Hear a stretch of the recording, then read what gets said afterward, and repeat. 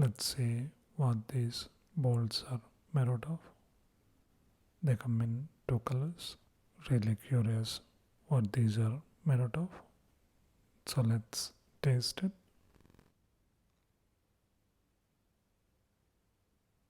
These bowls are made out of dark chocolate and it's soft and delicious.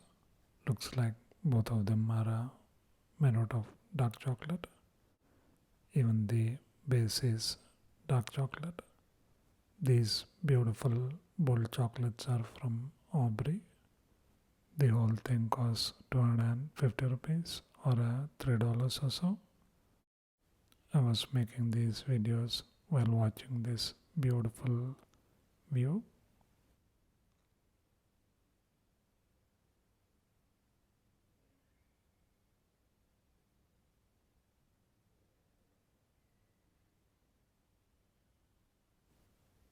Such an amazing day.